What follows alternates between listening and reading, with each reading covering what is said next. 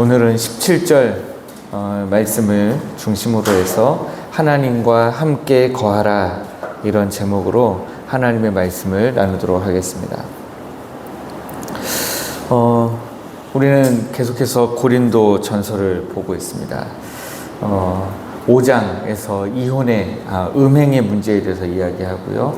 6장에서는 고린도 교회 내에서 만연했던 성도가 서로를 세상 법정에 고소하는 것에 대해서, 그리고 그 가운데 교회의 거룩함이 얼마나 중요한지 강조했습니다.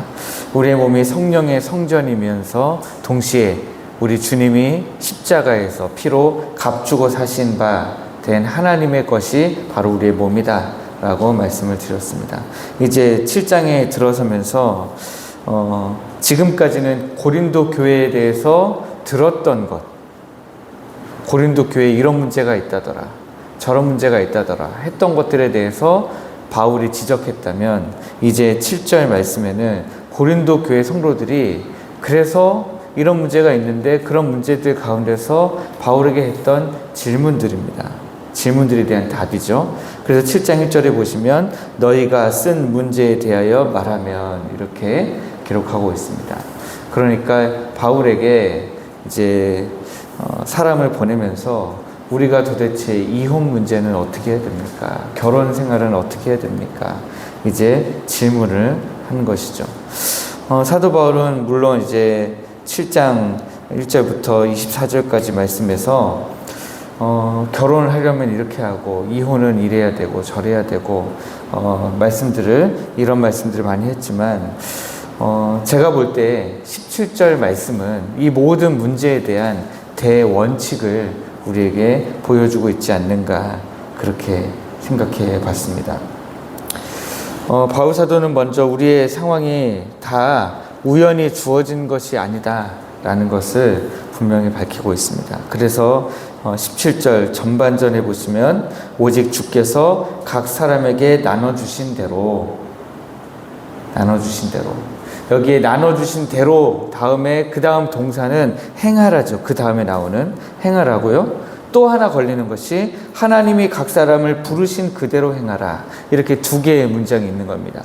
하나님이 각 사람에게 나눠주신 대로 행하라, 그리고 또 하나님이 각 사람을 부르신 그대로 행하라 라고 하는 것입니다. 그래서 저는 이제 첫 번째 나눠주신 대로 행하라 라는 말씀을 이제 나누고 싶은 겁니다. 하나님이 각 사람에게 나눠주신 대로, 하나님이 어떤 사람에게 나눠주십니까? 하나님이 자기 종들에게 나눠주십니다. 그 종들에게 합당한 만큼 하나님이 나눠주시죠.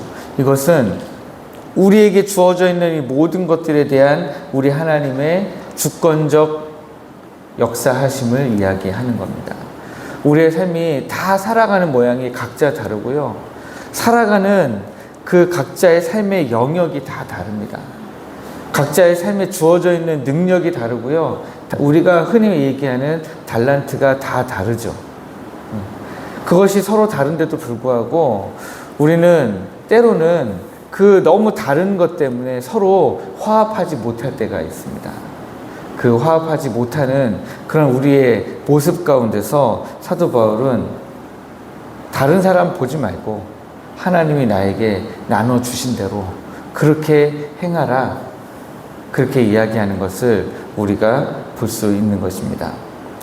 제가 재밌는 영상을 하나 봤는데, 이 말씀을 준비하면서 어떤 이해가 있을까 하고 봤는데, 옛날에 개그 콘서트라는 굉장히 재밌는 게 있었어요. 근데 거기에 보니까 어떤 사람이 이렇게 했는데, 옆에 가게를 신장개업을 했는데 거기는 이제 탕을 파는데요. 무슨 꽃게탕, 홍합탕. 그래가지고 그 옆 가게에 있는 사람이 와가지고 막 화를 내는 거예요. 이 사람들아 막 하면서, 당신들은 상권 조사도 안 해보고 장사를 하냐고, 나도 탕을 파는데 너네도 바로 옆 가게에서 탕을 팔면 어떠냐고 하면서 막 화를 내요. 그러니까 이제 그 사람이 나와서 도대체 무슨 탕을 파시는데요? 그랬더니 마라탕이요, 이러는 거예요. 그 종류가 다르지 않냐, 같은 탕이라도. 네, 그런데 우리가 다 그런 거죠. 지금 하나님 앞에서 각자 다른 탕을 만들면서 살아가고 있는데, 하나님이 우리에게 요구하신 삶의 목표와 표대와 하나님이 우리에게 요구하시는 열매가 다른데, 우리는 그 모든 것들을 다 나는 이것도 하고 싶고 저것도 하고 싶고, 저 사람이 가고 있는 저것도 내가 하고 싶고, 이것도 내가 인정받고 싶고 저것도 내가 인정받고 싶고, 우리는 하나님이 나눠주신 대로 감사하면서 살지 않고 그냥 내가 생각할 때 멋있는 삶을 나도 다 살고 싶은 거죠. 그러나 사도 바울은 분명하게 이야기합니다. 각 사람에게 나눠주신 대로 살아가라. 두 번째로 사도 바울은 또 각 사람을 부르신 그대로 행하라고 그렇게 말씀하고 있습니다. 예전에는 이 말씀 읽으면서 저도 그냥 지나갔었지만, 수도 없이 이 말씀 읽으면서 그냥 지나갔지만, 이 말씀을 다시 읽으면서 부르신이라는 말씀도 참 은혜가 되는데, 그대로라는 말이 더 은혜가 많이 됐습니다. 이 말씀을 묵상하면서 하나님이 우리를 부르신 그 모습 그대로 하나님 앞에 나아가는 것이 얼마나 아름다운가 라는 생각을 좀 해보게 되었습니다. 하나님이 우리를 백성으로 부르실 때에 그 백성으로 부르신 그대로, 그 모습 그대로 하나님 앞에 나아가는 것입니다.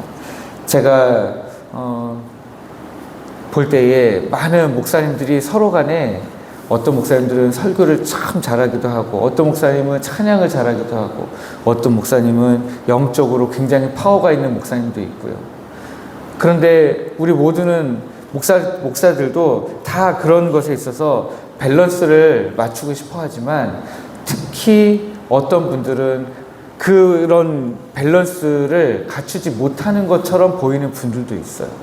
뭐가 좀 굉장히 약하고 목회를 좀 잘 못했다라고 하는 소문이 들리면 어쩐지 그때 그걸 너무 못하더라, 이런 생각을 하기도 하고요.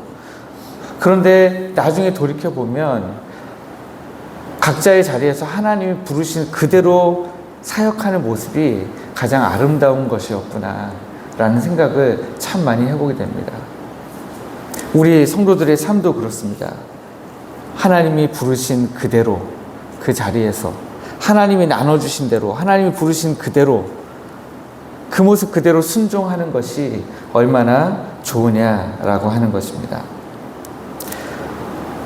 이 7장 전체에 결혼을 했든 이혼을 했든 지금 분방을 하고 있든 그 어떤 상황이 있든지 간에 하나님이 나눠주신 대로, 하나님이 부르신 그대로 하나님과 함께 행하라 라고 하는 것입니다.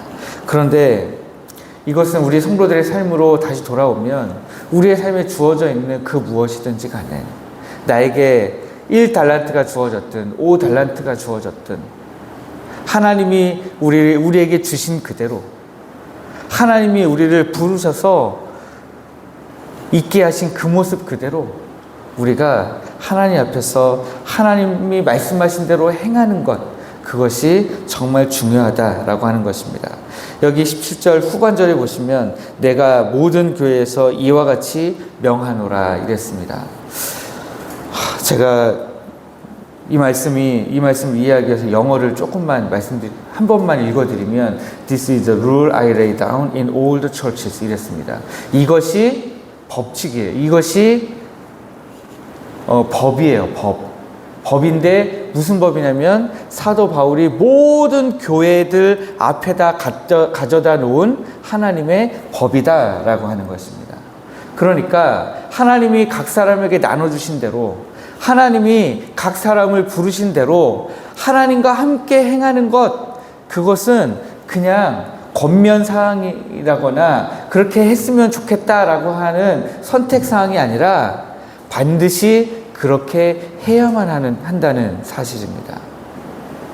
그래서 이 말씀을 가지고 24절 말씀을 제가 결론으로 말씀드리고 싶은 겁니다. 형제들아, 너희는 각각 부르심을 받은 그대로 하나님과 함께 거하라 라고 하는 것입니다. 결국 하나님과 함께 거하는 것은 어떨 때 우리가 하나님과 함께 거할 수 있느냐? 하나님이 나눠주신 대로 행할 때, 하나님 우리를 부르신 그대로 우리가 행할 때, 그 모습 그대로일 때 우리가 하나님과 함께 거할 수 있게 된다는 것입니다. 오늘 하루 우리 모든 성도님들이 이렇게 하나님의 말씀대로, 하나님께서 나눠주신 대로, 하나님께서 부르신 대로 행하시면서 하나님과 거하고 하나님으로부터 은혜를 입는 오늘 하루 되시기를 주님의 이름으로 축복합니다.